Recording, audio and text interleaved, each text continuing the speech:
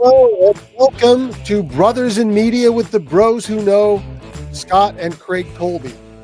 We are giving you tools so that you can make media make sense.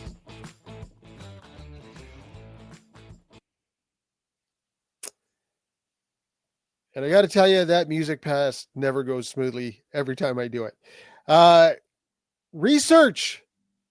There isn't a documentary or news item that goes to air or print without a healthy dose of research. But how much research is done and what lengths do journalists and producers go to for research before the story goes to the public?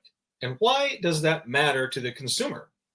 We're going to talk to the best researcher I've ever worked with in a moment. But first, you're looking in front of you at Scott Colby. He is an award-winning journalist with 36 years of experience. He's a reporter, columnist, editor, photographer, and designer, as well as a national best-selling author and the creator of the Coach Colby Writing Academy. Visit his website, coachcolby.me, for a free insider's cheat sheet on how to write effective op-eds. And Scott's not a researcher right now. I'm not a researcher. He's Craig Colby, who has spent 37 years in broadcasting. He's an award-winning executive producer and author and owner of Colby Vision, a video production consulting company. Craig is not purely a researcher. I guess we all do research. But we have brought on a guest today, Marcelle Edwards. She is a Canadian Screen Award-winning producer. You've seen her work all over the world. She's had shows produced all over the world. Let's bring on Marcelle.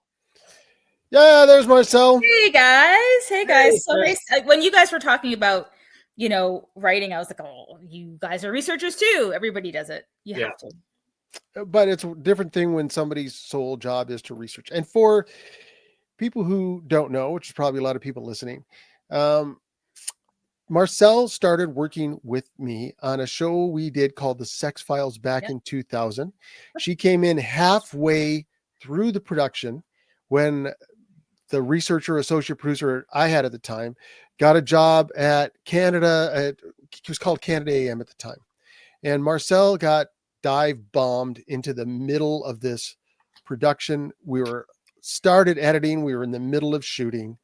And Marcelle did a masterful job right off the bat. Her background is in science. So she was a good science researcher. The show was about the science of sex.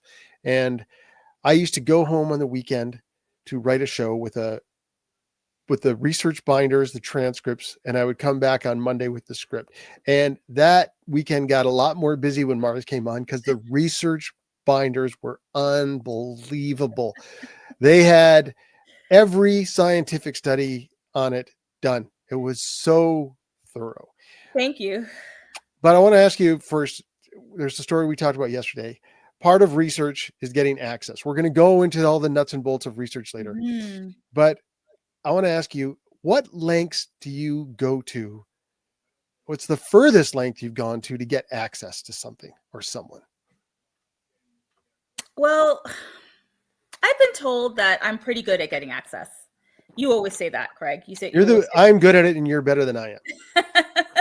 I think I'm naturally a person who is inquisitive and who really cares about a story. So when I hear a story, I always want to dig. And I think a part of it is my passion. And when I speak with people who I'm trying to get access from, I think they hear that passion. It isn't fake. I don't make it up. It's real. It's really me. It's really me being passionate about the story and respecting the story, because I always say to people, if someone is giving you access and they're giving you their story, you have to treat it like a gift. So I think that people recognize that, and maybe that's a part of how I get access. But I go to any and every length. I look at all the sources, all kinds of sources. And I, even now, because we have, Instagram, and I look at that too. I look at all the sources that we can get, TikTok, whatever there is. What if there's one person that's hard to get to and you have trouble getting to them? Well, there is a story of me. There was this one woman who worked at an airliner who we really needed her we really needed her to get the access we needed to be on an aircraft that we wanted to film, and she just would not get back to me. And so I discovered who worked around her and called every single one of them to basically get to her. So I think they just got sick of me calling, and they were like, you really have to answer this girl's call. And she finally called me. So I learned everybody who worked in the, I learned about everybody who worked in the office, who sat beside her. I know it sounds investigative, and I think that you actually have to be like an investigative journalist at points when you're looking for stories, looking for access. You know, I always say you got to do the front door and the back doorway. The front doorway is you call the associations directly associated with the story. The back doorway is you call people associated with the people who have the story and work into, you know, getting the access that way. And where was she? She was in Russia. She was with a Russian airliner. And did you get access to the plane? Yeah. Oh, yeah. She was the person. Yeah.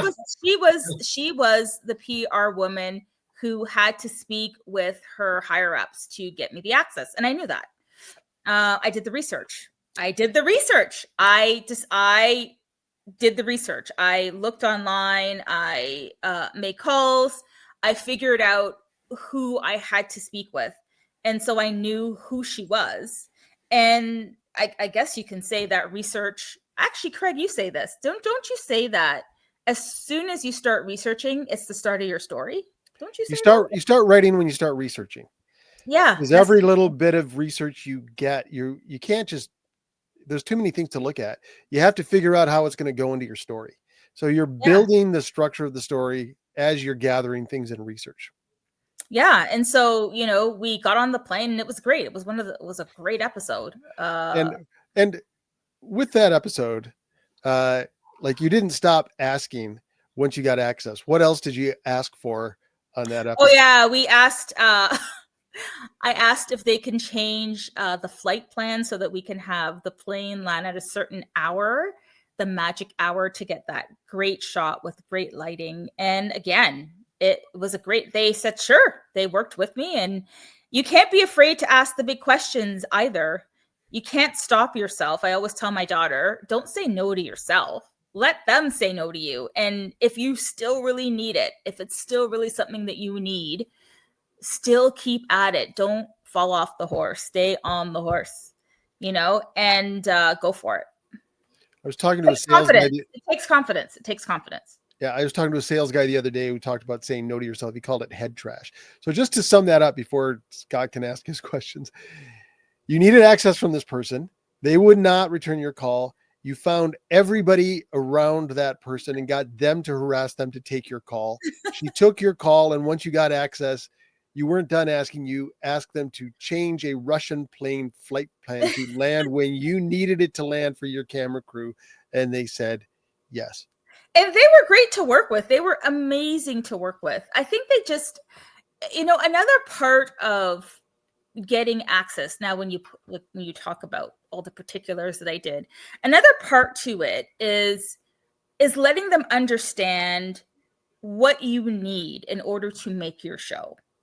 You know, and I think that when you, because not everybody understands how to make TV. Like, it's just kind of, people always think you just turn on the camera, and there's a lot of layers, especially the kind of blue chip documentaries that we were making, the factual ones. There's a lot that goes into it. So you really have to, a part of, you know, getting the access is also teaching them how you need to shoot your show in the field.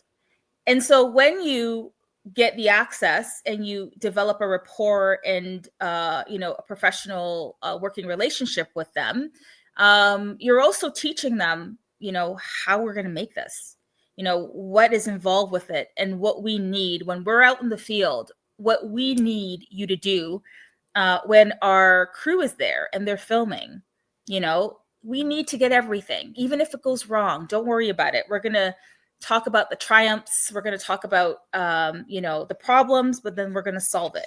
So you need to explain it to them. And I think as soon as people understand that, they want the best story, because you're really just trying to make the best story. I'm not doing the kind of docs that are investigative, documentaries. I want to make a great story about a mission that's just about to happen and learn all the people behind it. So I think that helps too.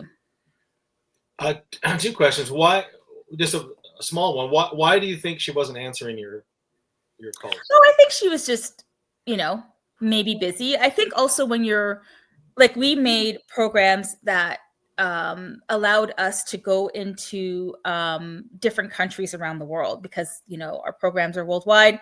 Sometimes it's cultural. You have to understand how certain countries want to deal with your request. Some people like to do business in person, so you have to hire fixers in countries so they can see people face to face and do their business face to face. In our part of the world, we do a lot of things online, texting, calling. Do people even call anymore? I don't know. I do. I still like to call and hear someone's voice. And I think that's how you really develop a good working relationship when you're trying to get access. So I just think it's a matter. It could have been a bunch of different things. It could have been she was busy, or maybe that's just not how they do things there. Right. But she turned out to be a really great person to work with. And this was years and years and years ago, like years ago. Like I would say maybe 15 years ago. It was a while back. Yeah. So the other part of my question goes back to the premise of Craig's first question was, what's the lengths you've had to go to get access? I guess my question is it easy or difficult to get access generally? Like, obviously, sometimes it's not easy.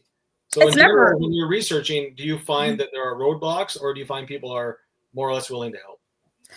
I find that there are always roadblocks, because imagine someone calling you up, even though you work for, just say you have the greatest machine, a robot that's been designed, and everybody is calling you to speak about this robot.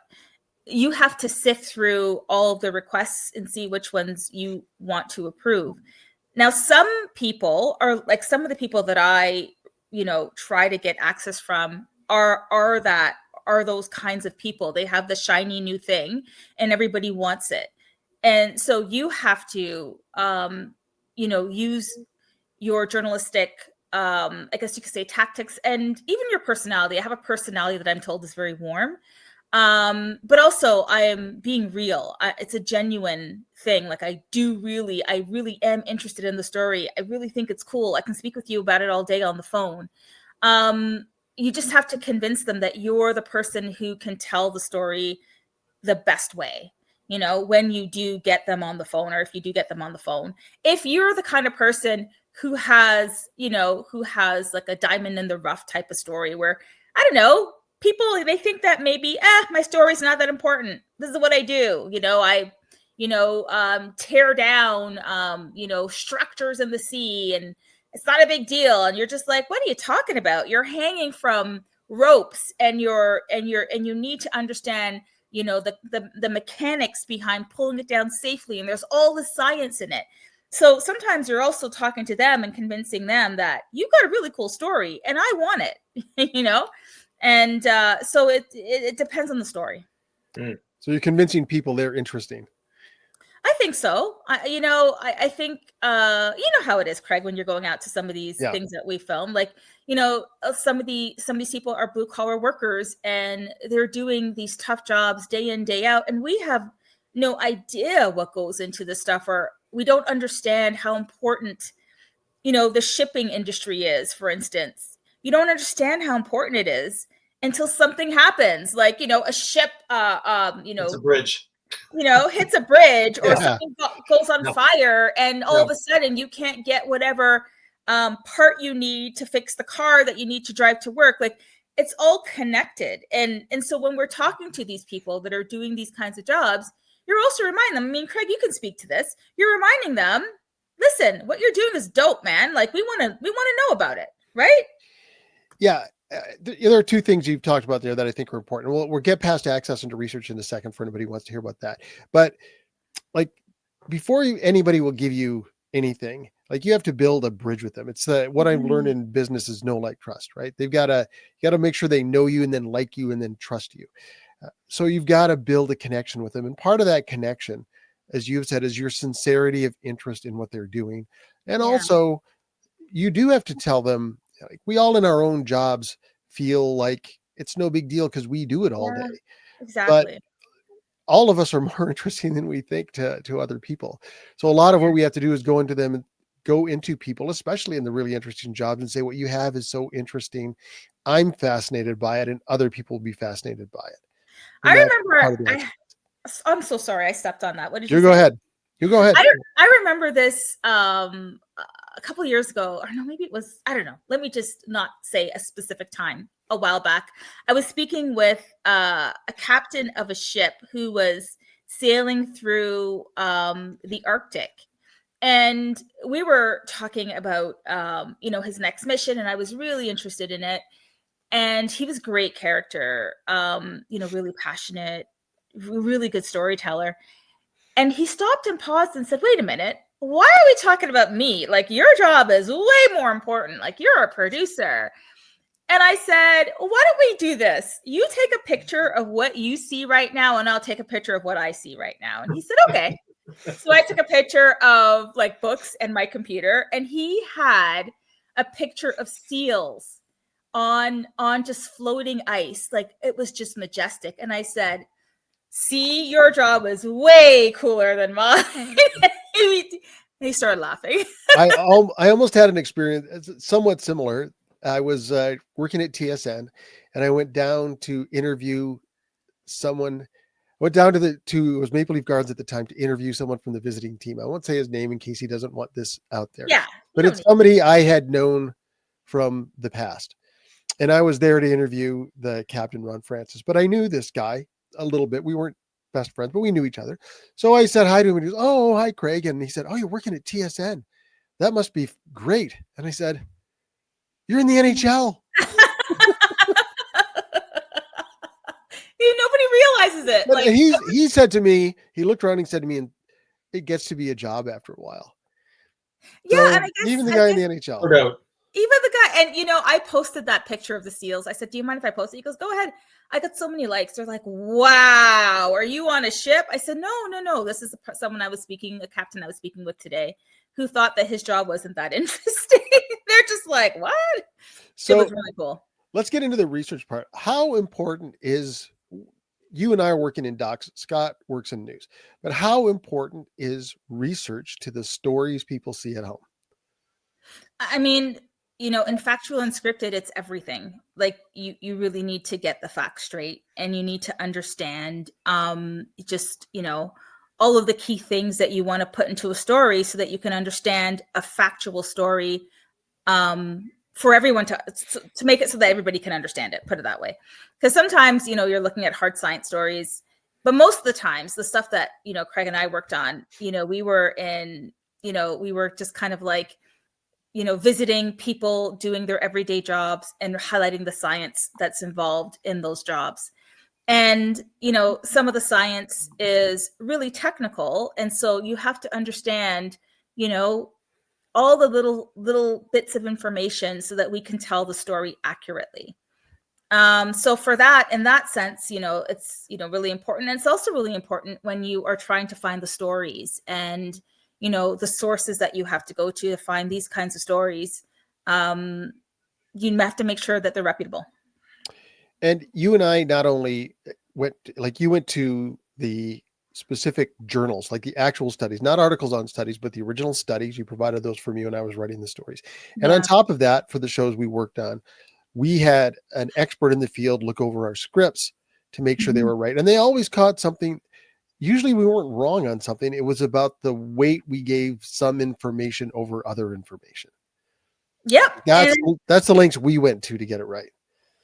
Yeah. And then remember, even after Scott, what we would do too is you would have that person, but even still, after we wrote the story and the story editor, I would work with the story editor closely so that I can make sure that I call the experts that I spoke with in the field and double check some of the facts, just to make sure that we had everything accurate on screen. And what happens if you because in newspapers we correct our mistakes. What happens in documentaries if a mistake gets through? There's not much you can do about it at that point, is there? Or can you I mean, it depends on what it is. I'll let you answer that, Craig, because you've been in those positions before, right? Sometimes you go, well, I'm sorry, there's nothing we can do about it now. Yeah. Especially if the show is mixed. A lot of it has to do with technology.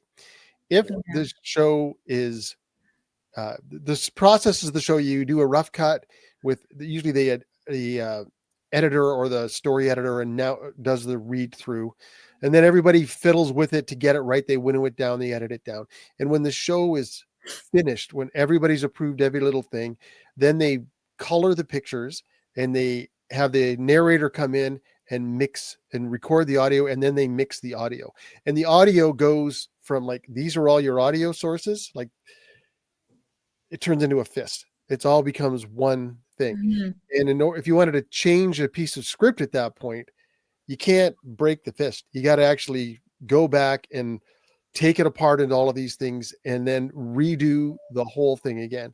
And that gets to be really expensive. At that point, you're kind of stuck with it, which is why you have to be so rigorous. A lot of people didn't like working with Smithsonian Channel because the Smithsonian Institution would look over all of the scripts and give notes. The scientist would, and they would occasionally give notes like, there are 3 different voices on that. Isn't this going to confuse the audience? Well, those are all the different, like that's an editor and a story editor and somebody else, another editor's working on it. It's not going to go like that. They didn't understand TV, but I liked working with the Smithsonian Institution because they made sure you got everything right. Yeah, they got it right. Yeah. And we started heavily footnoting all the scripts when they went to them.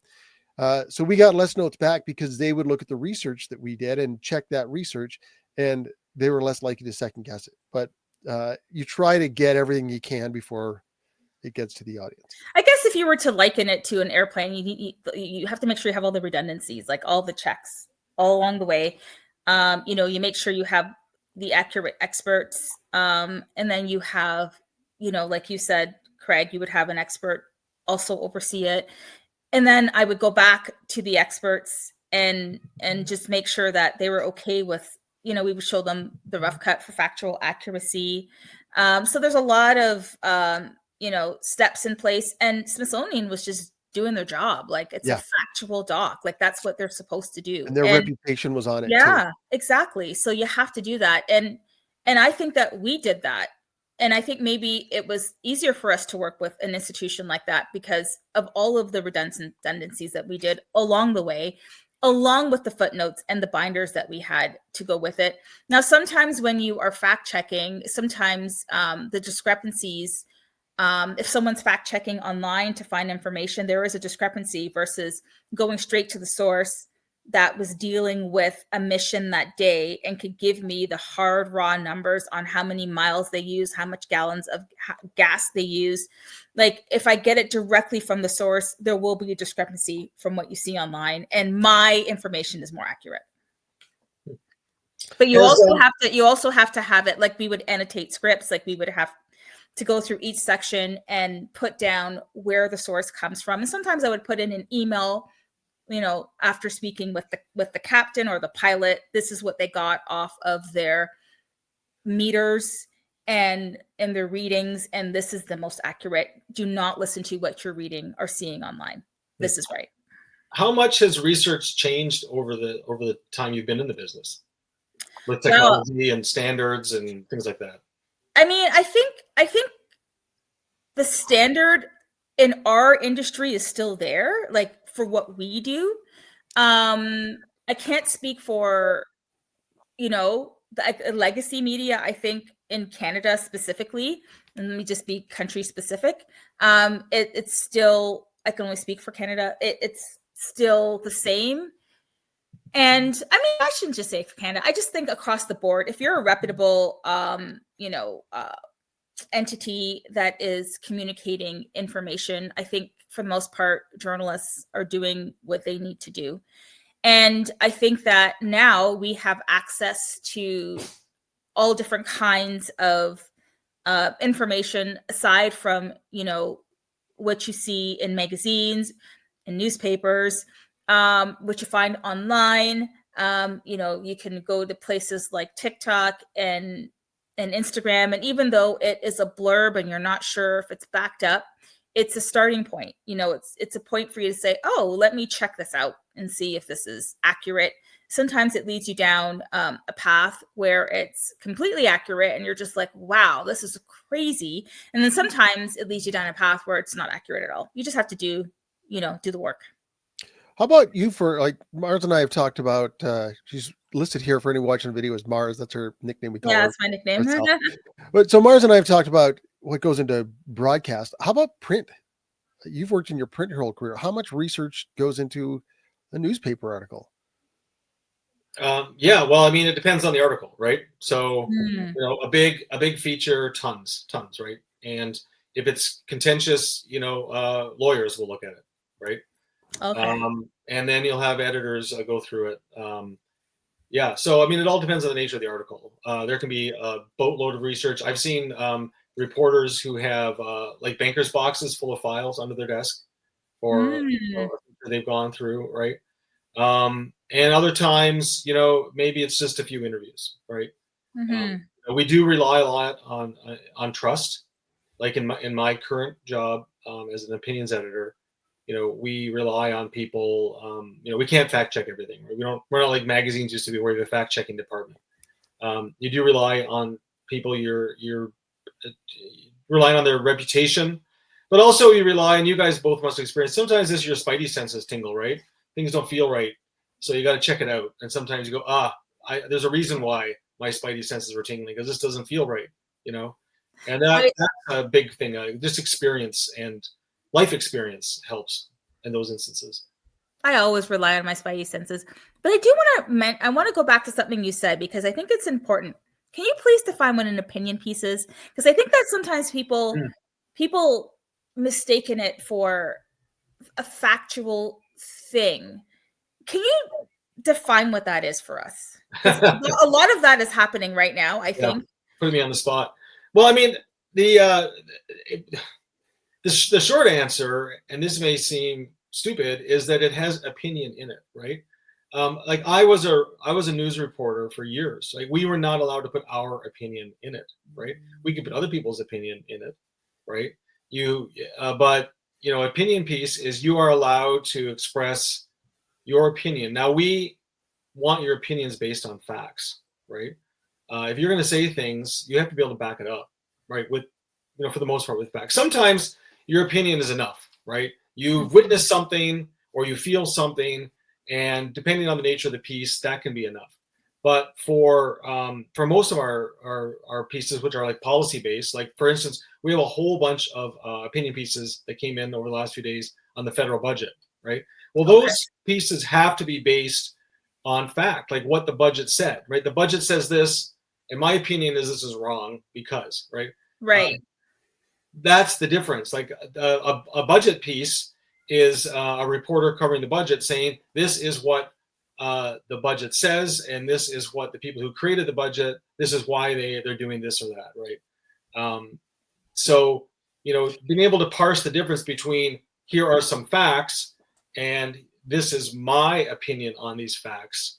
It should be pretty obvious. And also, there is some research in it. There is some research in it. Yeah, there has to be. I mean, I can't break it down, but I'd say the vast majority of the opinion pieces that we publish have to have some research, and we want them. We usually back it up with links. Like I can give an example. I won't go too long, but I once was riding home from work, and tragically, I saw a little boy killed in a car accident. Oh my God! Yeah, and it was a stretch on Lakeshore, where Lakeshore Boulevard, people are traveling 70, 80 kilometers an hour, right? And it's right by the lake. Wind comes off the lake, and I often thought, and I'm a big guy, I weigh over 200 pounds. I thought I could get blown into the road, right? Wow. So the conclusion of my story, which I wrote about seeing this boy die, is it was preventable. That I drove down this road for years, and there should have been a barrier, right? If there was a barrier, that boy would be alive today. There's no research on that. That's just my life experience saying, I almost have been blown off the road. Cars are traveling 80 kilometers an hour. This boy was 5 years old. He didn't stand a chance, right? Wow. So that is my opinion, but it's based on life experience, right? The next day they put up a barrier. Yeah. It's interesting. The reason why I bring that up is because, I mean, I think sometimes research and facts are being, I don't know, it feels like there's a war against it sometimes. When I'm on like Instagram and I'm listening to some news reports from different stations, and I'm just like, why are we afraid to tell the facts? And it's all the research that, like, or is it because we don't want to do the research? Or is it because we do the research and we don't like what we're seeing? I don't know. Well, facts can be manipulated too. That's the other thing. Yeah. Yeah. I do want to say about opinion pieces too, that I don't think it's come out here yet. And I hope people understand this. Not every opinion is equal on every subject. So if you've got someone writing an opinion piece about the budget, it's very different opinion coming from an economist as opposed to your mechanic. Right. There has to be some authority with those things. And that's something that we worked a lot on too, Mars, is making sure that we have the best opinions we can get when we're interviewing. That's true. That is true. Well, like all these pieces that we have are from authorities. Yes. Yeah. And then we do have some from just the general public. They tend to be letters, Yeah. and they hold a lot of sway too, Yeah. Yeah. You make a good point that rings true to people. Your spidey senses, hey, yeah, this makes sense to me. Mm-hmm. And Mars and I were talking in the pre-interview about our spidey sense. Mm-hmm. And we were talking about it in regard to looking at things on TikTok and Instagram Reels, where there's a lot of citizen journalists out there now. We're seeing a lot of that, and they're gaining a lot of traction. Mm-hmm. And figuring out what to believe and what not to believe. And sometimes your spidey sense tingles and you check it out. I think one of the things we have to be realizing when we're using our spidey sense is that our spidey sense may tingle saying, I think this is wrong. And then you read it and it's actually right. We have to be, our spidey sense has to tingle, not just for somebody else's BS meter, but for our own internal biases too. Mm-hmm. I'm guilty of both of that. Like, and a lot of the stuff on the internet is coming at rapid speed, right? It's so fast. And I don't have the time to sit there and vet it all because I'm not trying to put together an article, but it doesn't matter. It's making me think a certain way, right? So I should really look into it. And I think sometimes I've been guilty of looking at something and thinking it's right. And then I look into it maybe 5 hours later, I'm like, that's not right. that is not, that was twisted, or sometimes like what you said, you look into something and you're like, this can't be true. This can't be true. And then you find the time to look at it. You're like, oh my God, that's so true. It's bizarre. Yeah. And I actually like those moments when you go, wow, I had no idea. There was one that happened during the riots in the last pandemic, and it was a story about a cop, an older African-American cop who was trying to stop the looting, and he was killed. And I thought this story should be, and there was a big funeral for him. It was ignored. I thought this story should be out there more. Is it even true? Because I haven't heard it. And I looked at it and it was all true.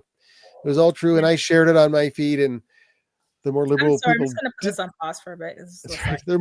The more liberal people in my group didn't like it, but then they looked at it and realized it was legitimate. And I think it caused all of us in one camp or on one side to just re-examine what we're looking at and why we think what we think and why we feel what we feel. Do you think we don't?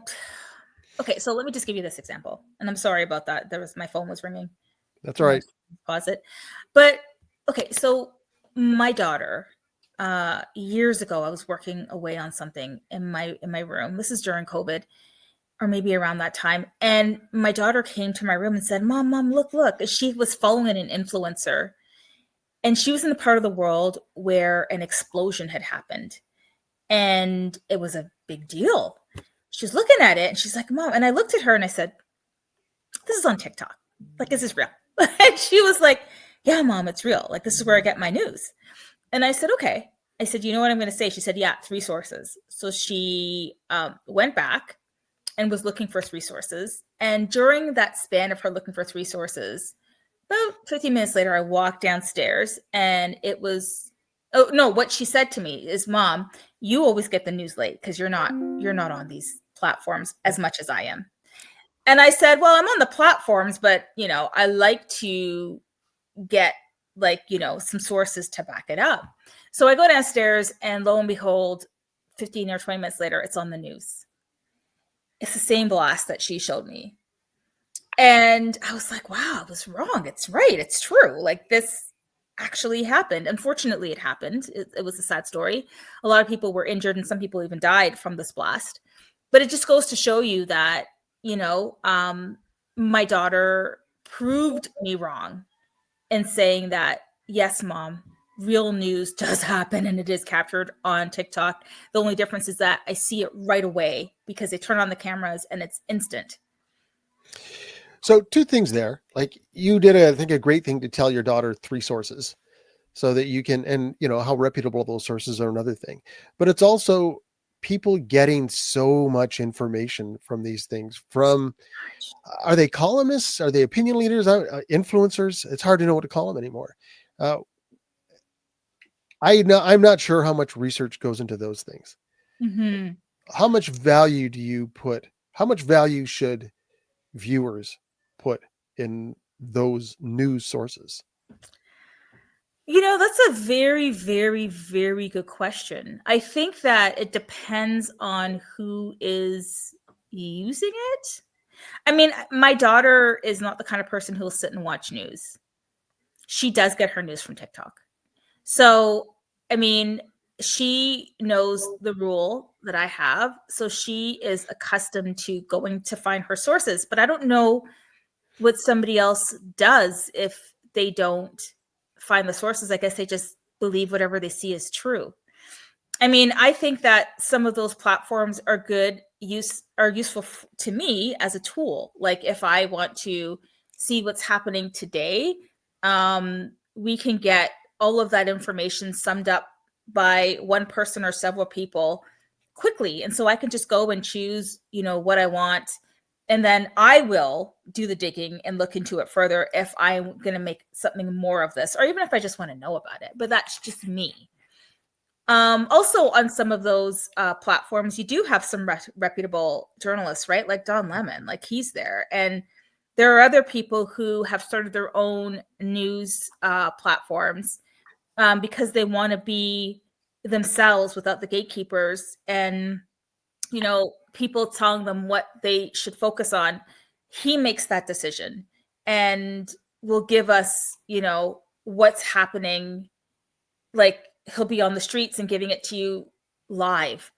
So I do think, we're getting the information from the streets, from the people who are there, live. And I think that is helpful and useful. But I also think you do still need to do your checks.